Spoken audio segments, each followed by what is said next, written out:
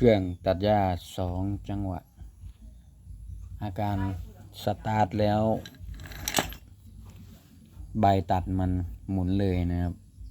คือมันไม่มีระยะฟรีรอบเดือนเบาไม่มีนะครับสตาร์ทปั๊บหมุนเลยหรือมาดู